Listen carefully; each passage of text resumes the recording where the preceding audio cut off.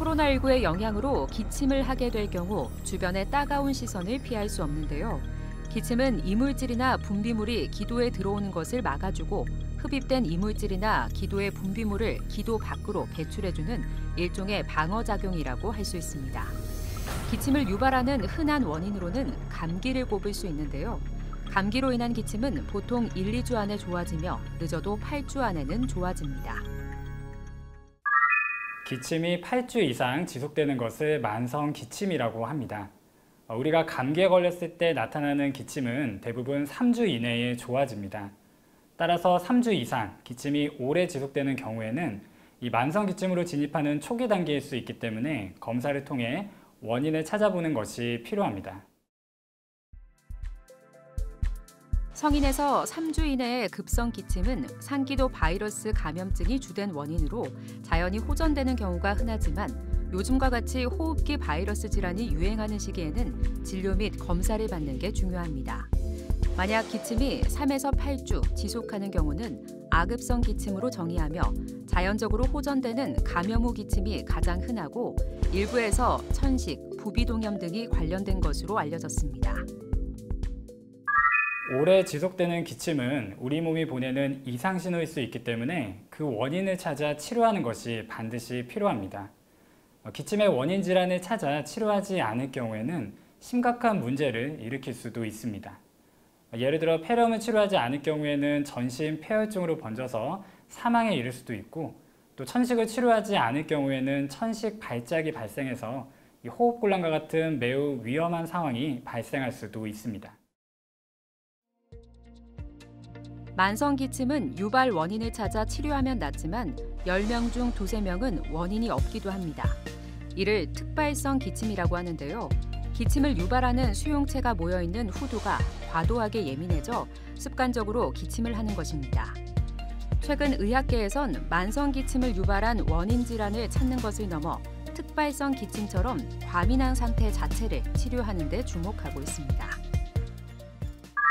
만성 기침은 천식이나 상기도 기침 증후군, 위식도 역류 질환과 같은 다양한 질환에 의해 발생할 수 있습니다. 또한 폐암이나 결핵, 또 폐렴과 같은 호흡기 질환의 가능성도 반드시 확인해 봐야 합니다. 하지만 20~30% 정도는 이 원인 질환이 없이 기침 과민성에 의해 발생하기 때문에 전문 의료진을 찾아 검사를 받고 정확한 원인을 찾는 것이 필요합니다.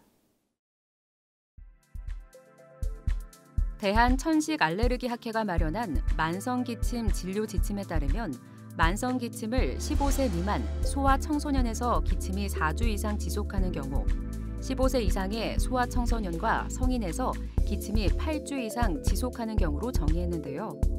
소아청소년은 만성기침의 유병률은 6세 미만에서는 5에서 7%, 6세 이후에서 청소년에서는 12에서 15%로 추정되며 우리나라 성인에서는 2.6%에서 4.6%로 조사됐습니다.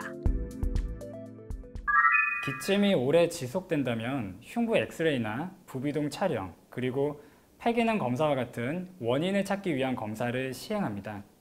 또 필요에 따라서는 흉부 CT 검사를 시행하기도 합니다.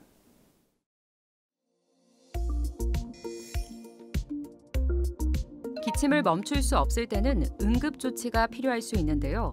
먼저 서서 손을 무릎 위를 짚은 약간 구분 자세에서 심호흡을 합니다. 목을 숙이면 목 뒤 가장 튀어나온 뼈를 중심으로 반경 5cm 정도를 따뜻하게 해주면 도움이 되고 따뜻한 물이 담긴 큰 그릇에 코를 대고 증기를 흡입하는 것도 좋습니다. 더불어 기침 예절을 준수해 타인에게 불편감 및 감염을 최소화하는 것이 중요한데요. 기침할 때 침방울은 5m 이상 튀게 되고 입을 손으로 가리고 재채기를 해도 3m 안은 침방울 위험 지역입니다. 하지만 옷 소매에다 입을 대고 기침을 하면 침방울이 거의 튀지 않는 것으로 알려졌습니다. 만성 기침이 심해지면 무엇보다 일상생활에 큰 어려움을 겪게 됩니다. 심한 기침으로 하루 종일 피로감에 시달리게 되고 밤에 악화되는 기침은 불면증을 유발하기도 합니다. 무엇보다 장기간의 기침은 이 횡격막과 갈비뼈에 지속적으로 무리가 가서 심한 가슴 통증을 유발시키기도 합니다. 만성 기침의 치료는 크게 원인 질환을 진단하고 이를 치료하는 원인 치료법과 원인에 관계없이 기침을 억제하는 대증 치료법으로 나뉘는데요. 대증 치료법은 다시 말초 기침 수용체에 작용하는 진해체와 기침 중추에 작용하는 진해체로 구분됩니다. 하지만 만성 기침의 원인 질환을 정확히 진단하고 원인을 치료하는 것이 가장 중요하고 막연히 대증요법만으로 치료하는 것은 효과가 없고 바람직하지 않습니다. 원인 질환에 따라 치료를 하게 되는데 이 천식의 경우에는 기도 염증을 가라앉히기 위해 흡입기를 사용하고 상기도 기침 증후군의 경우에는 콧물을 줄이기 위해 항히스타민제를 사용합니다. 위식도 역류질환의 경우에는 위산 억제제를 사용합니다. 원인 질환이 없이 기침 과민성에 의한 경우에는 기침 신경을 차단하기 위해 중추성 기침 억제제나 신경통증 조절제를 사용할 수 있습니다. 만성 기침은 수면 장애를 유발하는 등 일상생활을 방해하기 때문에 가급적 빨리 치료하는 게 좋은데요. 여기에 평소 기침 완화에 도움이 되는 생활요법을 실천해보는 것도 증상 완화에 도움이 될 수 있습니다. 기침이 날 때 뜨거운 물에 적신 수건을 코와 입 가까이 대고 김을 쐬면 즉각적인 효과를 볼 수 있습니다. 물을 자주 마셔서 기관지가 건조해지지 않도록 예방하는 것이 도움이 됩니다. 사탕을 녹여 먹으면 건조한 목 상태를 부드럽게 해서 기침 발생을 예방할 수도 있습니다. 황사나 미세먼지가 심한 경우에는 가급적 외출을 자제하는 것이 필요하고 또 찬바람이나 자극적인 냄새, 담배 연기는 피하는 것이 좋습니다. 만약 흡연을 하고 계시다면 반드시 금연을 하셔야 합니다. 여기서 잠깐! 잘못된 의학 상식을 바로잡아 건강도 지키고 상식도 키우는 Yes or No! 꿀이나 도라지, 배즙을 먹으면 기침 완화에 도움이 되나요? 네, 맞습니다. 민간요법 중에서도 기침을 효과적으로 줄이는 것으로 알려진 방법이 몇 가지가 있는데 그중에 대표적인 것이 꿀, 도라지, 배즙입니다. 최근 영국 옥스포드 대학 연구팀에서는 이 꿀이 기침의 정도와 횟수를 완화시키는 데 효과적이다라고 발표하기도 했습니다. 꿀을 먹었을 때 부작용은 거의 없기 때문에 충분히 시도해 볼 만한 방법이라고 할 수 있습니다. 잘못된 의학 상식 깨치기 Yes or No 두 번째. 고혈압 약으로 인해 만성 기침이 발생할 수 있다는데 사실인가요? 네, 맞습니다.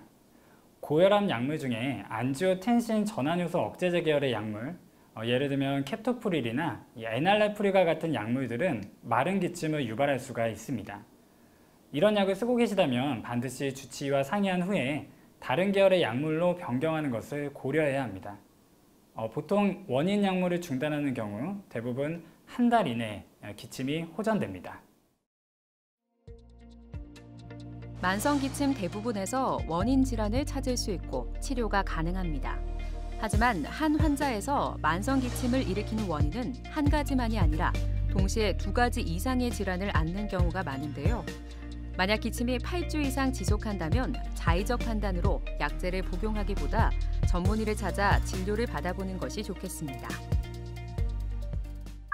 기침을 단순한 감기라고 생각하고 대수롭지 않게 넘어가는 분들이 많이 있습니다. 하지만 오래 지속되는 기침은 우리 몸이 보내는 위험한 신호라는 것을 반드시 기억하시고 전문 의료진을 찾아 근본적인 원인에 대한 치료가 반드시 필요합니다.